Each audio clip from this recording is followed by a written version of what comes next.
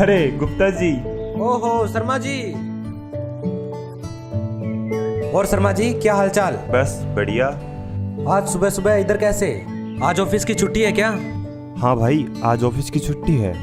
आज रामनवमी है ना, आज ही के दिन प्रभु श्री राम का जन्म हुआ था। आओ बैठकर परमात्मा की चर्चा करते हैं। हाँ हाँ जरूर।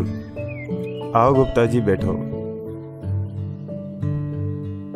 अच्छा शर्मा जी एक बात बताओ, आप वेदों और गीता जी को सच मानते हो? हाँ गुप्ता जी, बिल्कुल मानता हूँ। तो फिर एक बात बताओ, वेदों में श्री राम को भगवान बताया गया है? गुप्ता जी, वेदों में क्या लिखा है इस बात की मुझे कोई जानकारी नहीं। देखो शर्मा जी, वेद सत्य हैं। श्री राम जी भी वेदों को सत्य मानते थे। इसका मतलब ये जो वेदों में लिखा है वो सत्य है। उसी के आधार पर हमें भगवान की खोज करनी चाहिए। गुप्ता जी, मैंने तो सिर्फ वेदों का नाम सुना है। इनके अंदर क्या लिखा है इस बारे में मुझे कोई जानकारी नहीं। वेदों में परमात्मा की पहचान और उसकी प्राप्ति कैसे हो ये बताया गया है। साथ में ये भी बताया गया है कि वो परमात्मा कभी माँ के गर्भ से जन्म नहीं लेता। और साथ में ये भी बताया गया है जब परमात्मा धरती पर आता है तो उसकी परवरिश की लीला कुंवारी गायों के दूध से होती है। अच्छा, कुंवारी गाय के दूध से? जी हाँ, वेदों में तो ये भी लिखा है कि मृत्यु प्राप्त प्राणी को भी परमात्मा अपने कोटे से 100 वर्ष की आयु प्रदान कर देते हैं। तो आपके कहने का मतलब ये है कि प्रभु श्री राम परमात्मा नहीं है? भगवान राम तो दशरथ के पुत्र थे। वो भगवान तो हैं पर 3 लोक के स्वामी हैं। और इनके पिताजी तो 21 ब्रह्मांड के स्वामी हैं। और शर्मा जी, जो पूर्ण परमात्मा है वही असंख्य ब्रह्मांड के स्वामी हैं। अरे वाह, आपने तो बड़ी कमाल की बात बताई है। ये तो संत रामपाल जी महाराज जी की दया है, जो वेदों के गूढ़ रहस्यों को सरल भाषा में समझाकर अपनी पुस्तक के माध्यम से घर घर पहुंचाया है। फिर तो गुप्ता जी ये पुस्तक मुझे भी चाहिए। हाँ हाँ बिल्कुल, क्यों नहीं, लीजिए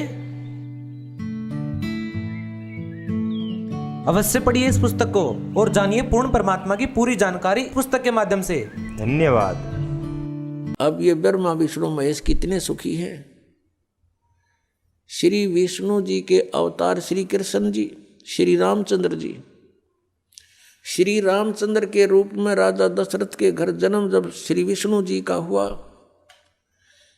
युवा हुए, युवा होते विवाह हुआ, विवाह होते ही वनवास हुआ, वनवास से सीता का हरण हुआ, यानी उसकी पत्नी का रावण उठा ले गया। और फिर रावण के साथ युद्ध हुआ। पुण्यात्माओं, करोड़ों व्यक्ति मारे गए वहां पर। तब सीता की वापसी हुई। वापसी आने पर बड़ी खुशी बनाई, नगरी में दीप जलाए गए घी के। सीता के वापस, श्री राम के वापस आने पर, सीता लौटा लाने पर, और कुछ दिनों के बाद सीता जी का निष्कासन कर दिया श्री रामचंद्र जी ने स्वयं ही। किस बात पर के एक धोबी ने व्यंग कस दिया। वो अपनी पत्नी को धमका रहा था रात्रि के समय। वो किसी उस आपस में कहा सुनी होने से उस धोबी की पत्नी घर से बाहर चली गई थी कहीं अपने रिश्तेदारी में। फिर वो वापस लेकर आया तो उसको धमका रहा था कि मैं तुझे घर नहीं रखूंगा, तू 3 दिन कहाँ रही। मैं दशरथ के पुत्र जैसा नहीं हूं जो वहां पर 12 वर्ष तक रावण के पास रही, उसको फिर घर ले आया। उधर से श्री रामचंद्र जी राजा थे अयोध्या के। पहले राजा लोग अपनी प्रजा के दुख सुखों को स्वयं ही जाना करते थे। रात्रि के अंदर वेश बदल कर घूमा करते थे। ये बात जब देखा कि किस घर में की आवाज आ रही है, वहां खड़ा होकर सुना, तब उसने सुनने को मिला कि मैं उस राजा दशरथ के पुत्र रामचंद्र जैसा नहीं हूं जो रावण के पास उसकी पत्नी रही और उसको घर में रखे हुए है। तो सुबह निकल जाना यहाँ से। इस बात को सुनकर ही श्री रामचंद्र जी ने सीता जी को निष्कासित कर दिया, निकाल दिया घर से कि नगरी के लोग मेरे ऊपर व्यंग कस रहे हैं। और मैं ये बात नहीं सुन सकता। पुण्यात्माओं, जब सीता जी को रामचंद्र जी लाने लगे रावण का वध करके लंका का राज्य विभीषण को देकर, तब श्री रामचंद्र जी ने कहा था कि मैं तेरी परीक्षा लूंगा और यदि परीक्षा में सफल होगी तो मैं ले चलूंगा, नहीं तो नहीं ले चलूंगा।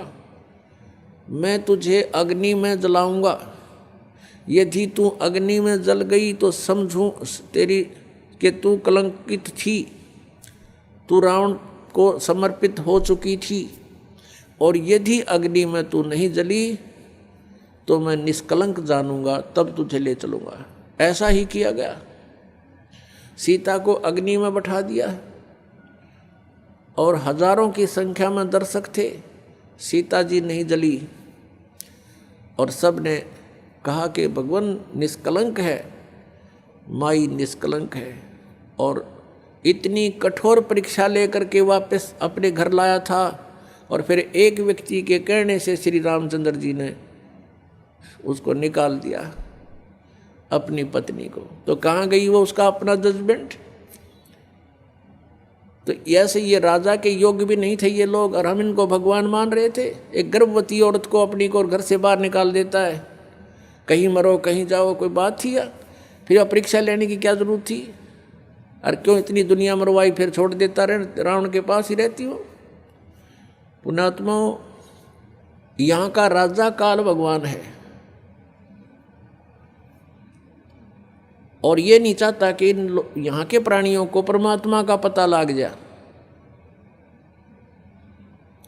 जिस कारण से इसने इनको भगवान सिद्ध करवा रखा था अपने नकली दूतों के माध्यम से।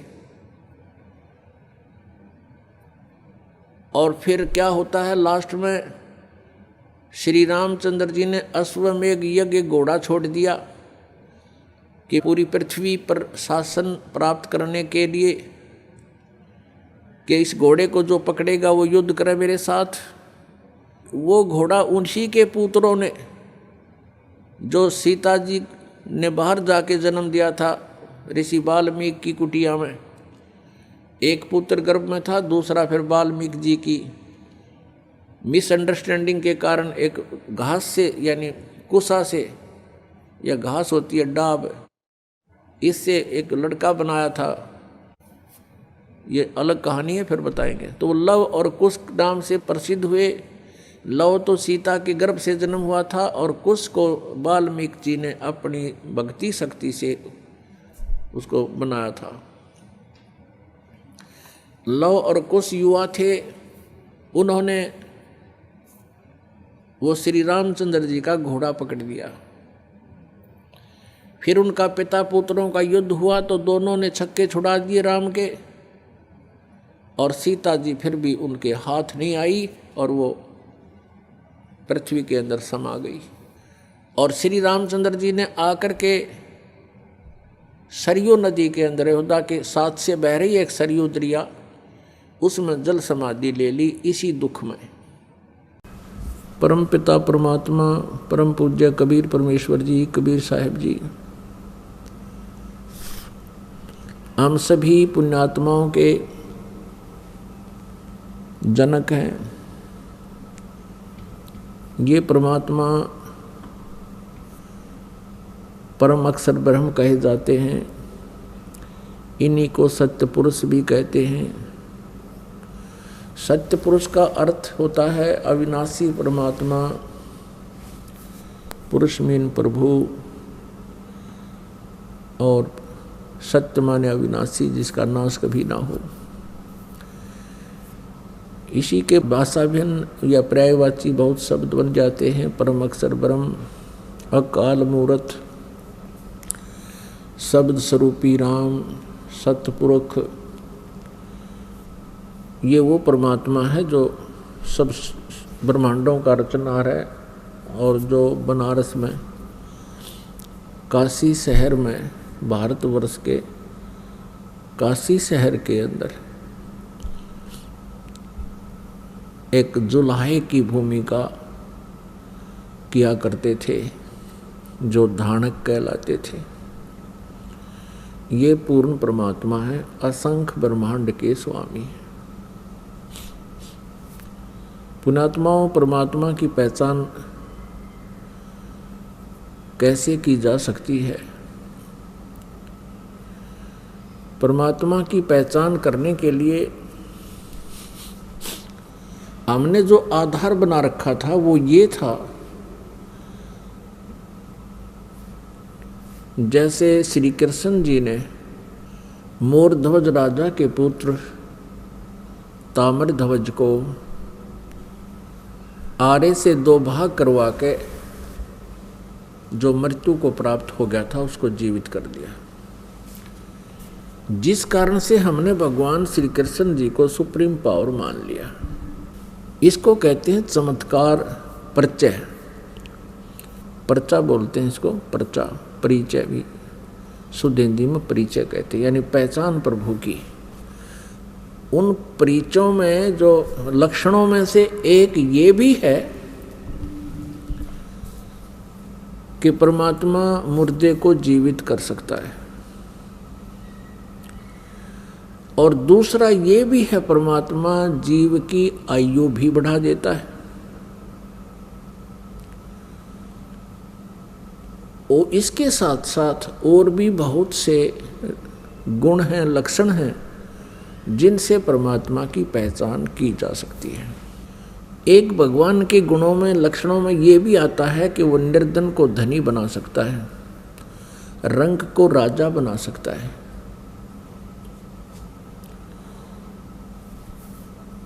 और एक ये भी पहचान है कि उसके विषय में हमारे सदग्रंथों में लिखा हुआ है। परमात्मा के गुणों की जानकारी हमारे पवित्र सदग्रंथ भी बताते हैं। जिस परमेश्वर के लक्षण, जिस परमेश्वर के सर्वचिन्ह इन सभी बातों पर खरे उतरते हैं, सभी पॉइंटों पर, सभी केंद्रों पर, वो परमात्मा है, वो परमेश्वर है। इसके पहचानने के लिए हमने बहुत सा सहयोग लेना होगा। जैसे हमारे पवित्र सदग्रंथ जो बताते हैं भगवान के गुणों की जानकारी, वो हमारे लिए स्वीकार्य होगी, होनी चाहिए और होगी, क्योंकि भगवान की जानकारी हमें सदग्रंथों से ही प्राप्त हुई है। और हमारे जो पहले वाले गुरुजी थे वो यही कहा करते थे कि शिव पुराण में ऐसा लिखा है, वेदों में ऐसा लिखा है, श्री दुर्गा पुराण में ऐसा लिखा है, श्री विष्णु पुराण में ऐसा लिखा है, और श्री मार्कंडे पुराण में ऐसा लिखा है, श्री ब्रह्मा पुराण में ऐसा लिखा है। और वो साथ में संस्कृत भी बोला करते थे। तो हम ये सोचा करते थे कि इन महापुरुषों ने सदग्रंथों को ठीक से समझा है, क्योंकि ये संस्कृत लैंग्वेज से, संस्कृत भाषा से परिचित है।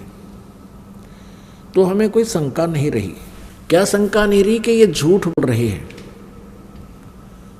इसलिए हमने इनके प्रत्येक वाक्य को, प्रत्येक आदेश को शिरोधार्य किया, और जैसा भी इन पूर्व के ऋषि, गुरु, महापुरुषों ने, मंडलेश्वरों ने, आचार्यों ने, महंतों ने हमें जो ज्ञान दिया, हमने उसको स्वीकारा। किस लिए स्वीकारा? कि हमने परमात्मा की खोज है, परमात्मा की चाह है। आत्मा का परम सहारा परमात्मा है, और जो आत्मा को सुख मिलेगा वो परमात्मा से मिलेगा। परमात्मा हमारे प्रारब्ध के कर्मों को भी नाश कर देता है।